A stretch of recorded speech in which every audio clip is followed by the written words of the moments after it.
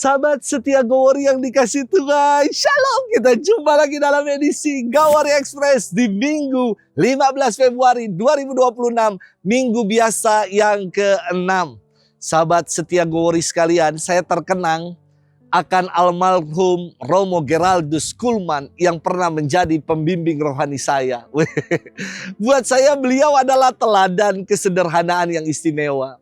Ketika muda, konon Romo Kulman melayani umat dengan mengendarai motor Vespanya. Dan ketika tua, ia kemana-mana naik taksi.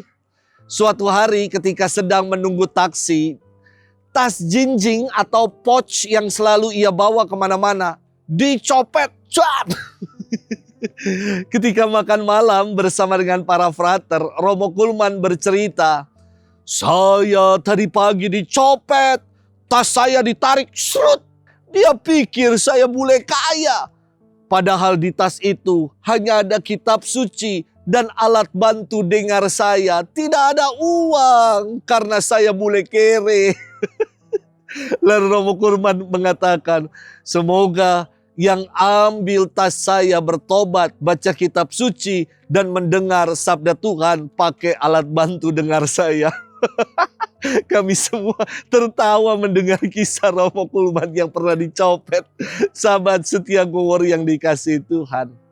Hari ini Yesus bersabda, "Janganlah kalian menyangka bahwa aku datang untuk meniadakan hukum Taurat atau kitab para nabi. Aku datang bukan untuk meniadakannya, melainkan untuk menggenapinya." Tuduhan yang ditujukan kepada Yesus bahwa kehadirannya adalah untuk meniadakan hukum Taurat tidak benar. Apa yang dibuat Yesus justru menggenapi hukum Taurat dan kitab para nabi. Ia yang menyembuhkan di hari Sabat, ia yang mengampuni dosa, ia yang memberi makan banyak orang, ia yang mewartakan kerajaan Allah. Menunjuk pada kegenapan hukum Taurat dan kitab para nabi pada diri Yesus. Israel menantikan datangnya Mesias. Dan Yesuslah sang Mesias yang menggenapi segala hukum Taurat. Sahabat setia Gowori yang dikasihi Tuhan, kehadiran Yesus adalah untuk menggenapi seluruh isi Taurat. Orang mematuhi Taurat agar memperoleh keselamatan, dan kehadiran Yesus adalah untuk memberi keselamatan. Maka ia disebut sebagai sang juru selamat. Yesus bukan hanya ngomong ngajar, tetapi apa yang ia ajarkan, ia buat dalam keseharian hidupnya. Buat saya demikian juga dengan Romo Kulman yang memberikan teladan kesetiaan dan kesederhanaan. Sampai akhir ia menutup mata. Setia dan kesederhanaan itulah yang ia buat.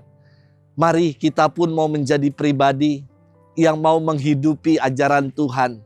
Jangan lagi menjadi pribadi-pribadi yang ganjil, yang lalai dalam menghidupi ajaran Tuhan. Menggenapi panggilan Kristiani berarti kita diutus untuk memenuhi panggilan hidup Kristiani.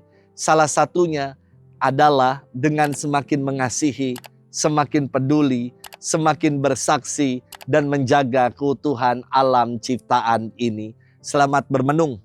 Tuhan memberkati kita semua, Bapa dan Putra dan Roh Kudus. Amin. Selamat hari Minggu.